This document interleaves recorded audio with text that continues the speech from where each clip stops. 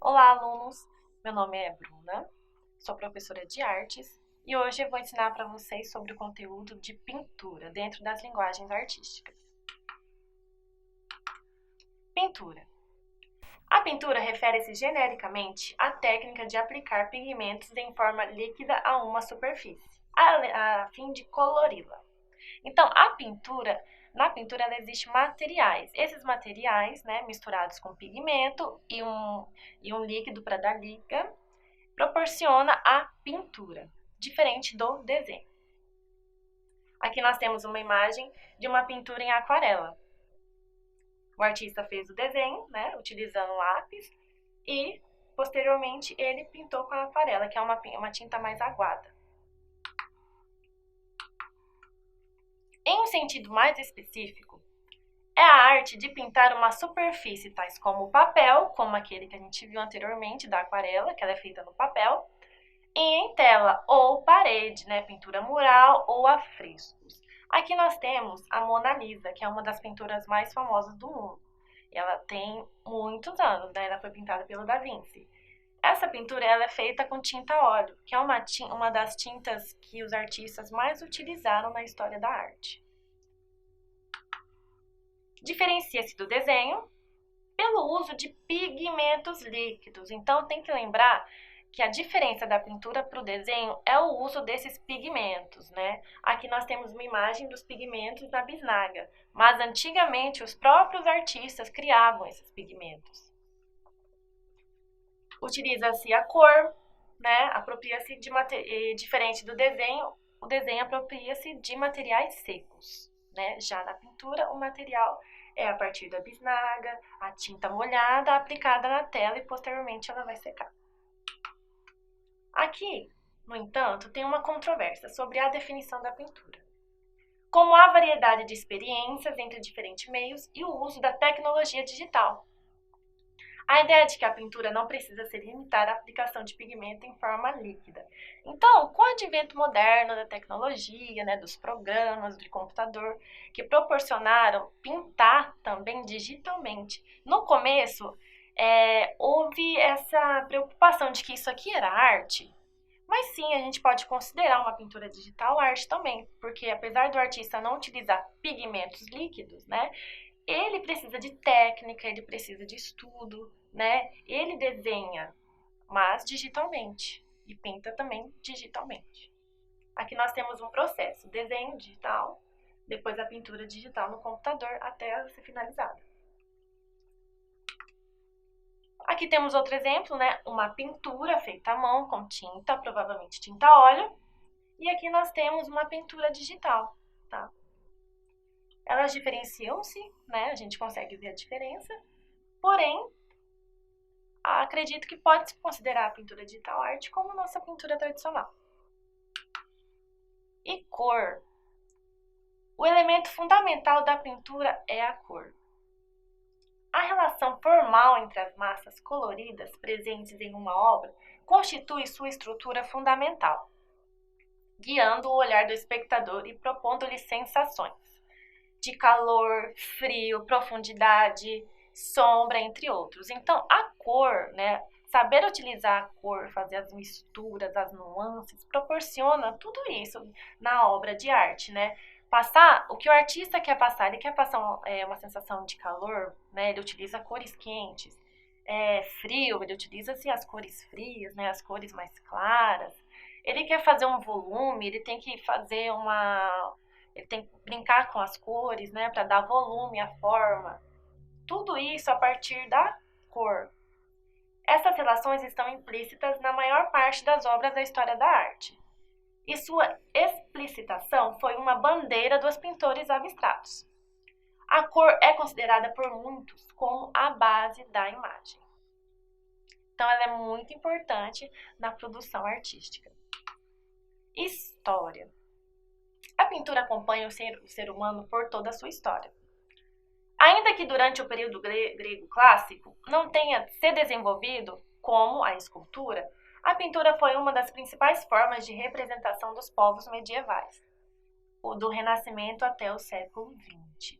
Então, aqui quando fala que a pintura acompanha a história, nós podemos voltar lá atrás no tempo das cavernas, né, dos homens primitivos, em que eles utilizavam, além do desenho, a pintura para mostrar o seu dia a dia, o seu cotidiano, com intenções religiosas ou ritualísticas. A gente não sabe ao certo o que eles queriam passar ali, mas a pintura, né, já começou bem naquele período.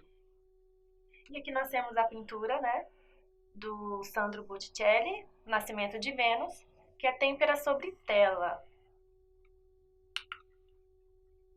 Mas é a partir do século XIX, com o crescimento da tecnologia de reprodução de imagens, graças à Revolução Industrial, a pintura de cavalete perde o espaço que tinha no mercado. Então, tradicionalmente, os artistas antigos, eles eram extremamente profissionais, porque naquele período, a única forma de reprodução de imagem era a pintura. No entanto, ela era lenta. Por exemplo, um artista para fazer uma produção de um retrato demorava-se muito tempo, diferente da fotografia que depois foi se desenvolvendo. E para reproduzir imagens em larga escala, utilizavam-se da gravura. Para quem não conhece, a gravura é uma linguagem visual também, que é obtida a partir de impressão de um papel de uma imagem proveniente da matriz. A matriz era criada pelos artistas, né? Faziam-se um desenho na madeira, metal ou na pedra. Essa, em determinado período, era a única maneira de reproduzir imagens. E a gente pode comparar a gravura, talvez com as impressões de hoje em dia, né? Com as máquinas de impressora que tira cópias e fazem impressão em larga escala. Até então, como eu já disse, a gravura era a única forma de reprodução de imagens, trabalho muitas vezes realizado pelos artistas. Mas com o surgimento da fotografia, a função principal da pintura de cavalete, né? A representação de imagens enfrenta uma competição difícil. E essa, de certa maneira, foi a crise, né, da imagem única e o apogeu da reprodução em massa. Então, nesse período, houve uma crise, né, entre os artistas. Aqui nós temos a comparação de uma pintura e uma fotografia. Então, que essa moça levou horas aqui, né, paradinha para o pintor criá-la, essa aqui ficou muito menos tempo. Gravura, pintura e fotografia. No século XX, a pintura de cavalete se mantém através da difusão de galeria de artes. Então, o trabalho do artista como retratista, né, foi diminuindo nesse período e ele acabou criando arte para galerias de arte, para exposição, né? Então, nós temos várias galerias no Brasil, no mundo, onde essas obras estão expostas.